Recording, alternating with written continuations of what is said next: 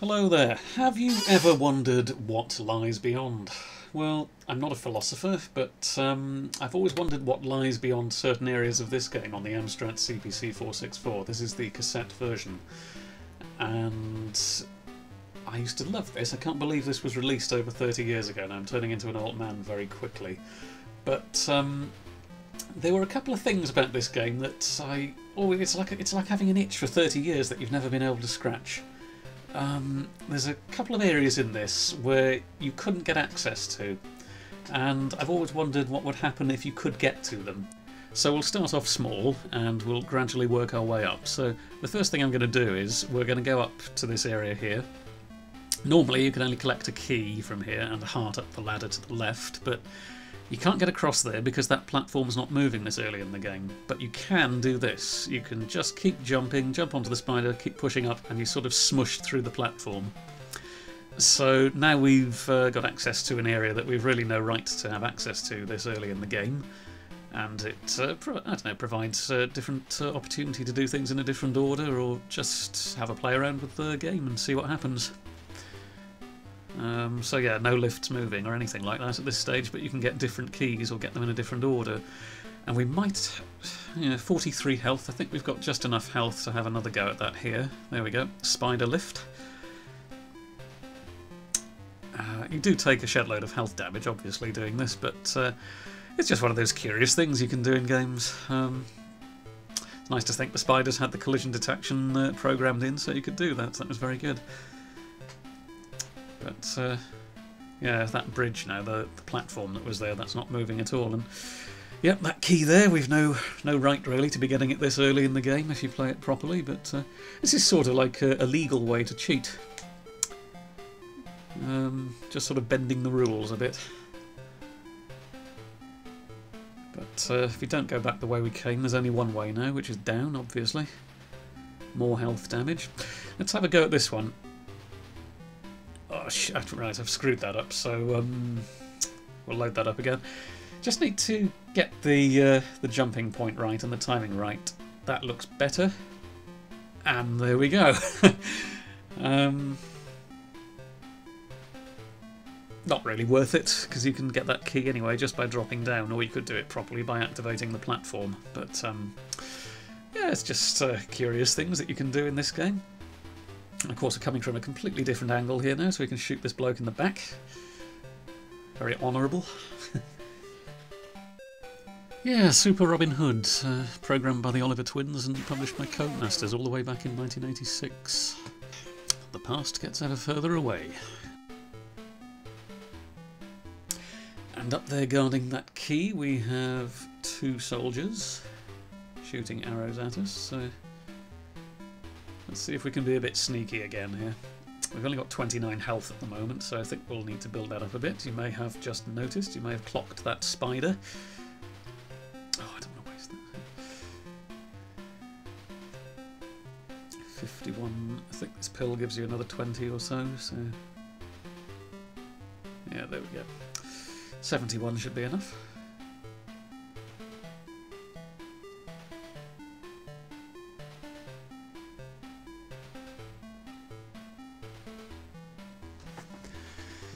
Okay, I'll just go off the screen first. It resets the spider in a better place. So on the screen, jump up, right, and there we go. Just a bit too high at the moment, unfortunately, to hit them, so we might have to walk forward and take a bit of damage. But there we go. It's a simple matter now of just, yeah, the coward's way. Yeah, so you can experiment with all sorts of interesting things with the spiders there to see whether you can actually get a lift off them. But yeah, so that's the first point I was going to make. So we'll just crank it up a notch now. You probably noticed at the start of the game I just played, the room directly above this one, there's a key that's sealed off. So we'll just go and refresh our minds there. We'll just do the classic thing that starts this, shoot someone in the groin 5 times. There we go. Piercing puncture to the soft, supple prunes of unspeakableness. Right, there it is. That key there is sealed off at the bottom of the screen. And you can never get that in this game. It used to drive me crazy when I was young. I used to think, how do you get that key? Why is it there? What does it do? But, you know, there's even a ladder there, as though you can come up, but you can't, because just to the right of that picture over there, there's nothing. So it's our good old friend, the WinApe debugger, we're going to fiddle around with here, just to see what goes on with that. So we need to locate that line there, 80B0, and go across there to 80BC, C, D and E there.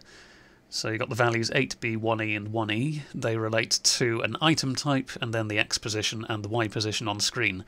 So that 8B is actually the right-hand barrel of that pair of barrels at the bottom left corner of the screen. So we're going to change it into a ladder with 86, and then the 24 and the 99 are going to be the X position and the Y position of our new ladder. So we've done that in the debugger. We just need to refresh the screen. Off we go and come back. The barrels disappeared and we have a ladder. So let's see what happens. We can indeed get up there and take the key. So what does that key do? Well, people who've played this game will remember a platform in the top left of the castle, right at the top of the tower.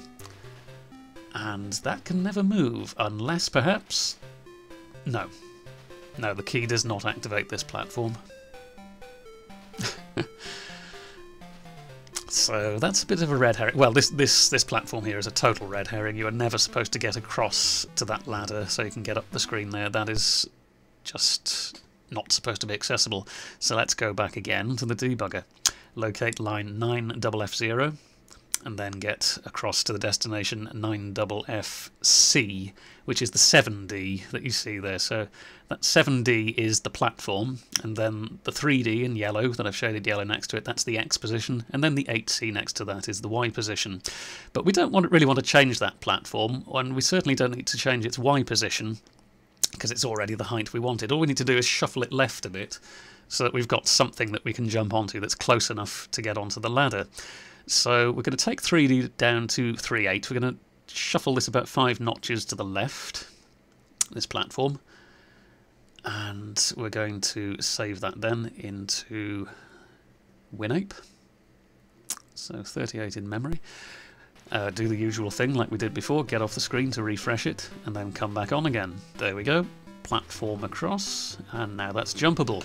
So what lies up here? I've been waiting 3 decades to know what might be up here. So here we go. Something you're not supposed to be doing, obviously. That looked suspiciously like the area that Robin and Marion meet at the end of the game, but aside from that, yeah, we're not supposed to go up that ladder at all. It's thrown the game into a nasty crash. I think we need to get rid of that before it perforates our eardrums. So, yeah, there we are. Those are the 2 main things. It was that ladder and what that key does, and it's a bit disappointing at the moment, or so you think. The key doesn't activate that platform, but does it do anything at all in the game? Does it serve a purpose, that key? So this is the normal way you finish the game. You collect all 12 hearts, and then when you stand on that platform, the platform descends. You can't move the character anywhere at this point. And come down alongside her there, and yeah, when you're on the same level, it's well done. You've completed the game. Brilliant. So how does that possibly happen? How does that platform get down there like that?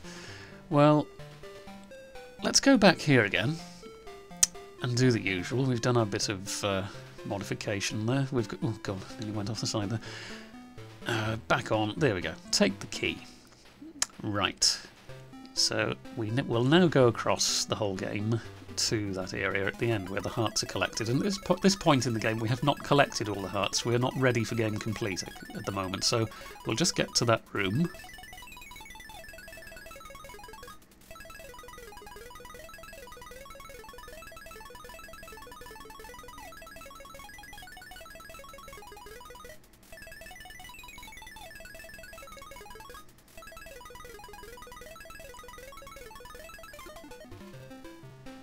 Right, okay, you can definitely see there's about 3, maybe 4 hearts that we haven't collected yet. 4 hearts we haven't collected yet, but the platform's moving. So, that key does serve a purpose. If not for the actual user of the game, but for possibly helping the program execute and just, you know, this function at the end. because we shouldn't be able to go down here, and because these hearts never vanish, when we've landed on that heart there now, which is about the first one we would have collected in the game, we keep getting all this repetition now. It's filled up the remaining heart spaces.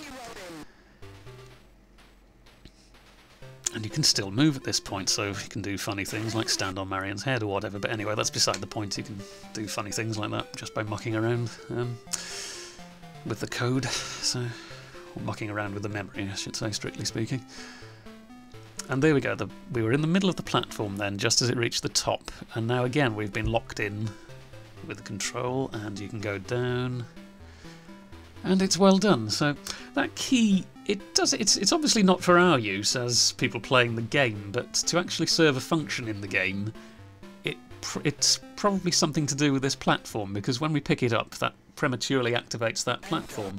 It's only a guess, but it seems as though if the condition of holding 12 hearts is satisfied at the same time as the condition of you standing on that platform is satisfied, then the key that is just up here that we're collecting now, that's transferred remotely to your possession, and that will then lower you down to win the game. So in summary, it looks as though that key isn't for our use as a player, but it does serve a function in keeping that platform moving correctly at the end of the game. Or so it appears anyway, it's just a guess. Yeah, so yeah, just a few points of interest there. I mean, I have to say, when I'm fiddling with the debugger with Win8, I don't really know what I'm doing much. It's just sometimes you can find a logical pattern in what things are or whatever, and you can just make these little tweaks to just, you know, satisfy curiosity and stuff. So yeah, this is the one to get the key if you want to convert that barrel into a ladder. It's 8624.99 on those there. And then, yeah, down to line 9FF0, get across, change that 3D to 38, because that's the XPOS of the platform that you can never activate. And it just provides you a little bit in the middle to jump across. So there we go, hope you enjoyed that. And yeah, it's been a long time thinking about what's up this ladder, and you know, you think, you know, with a child's imagination, you think, well, what if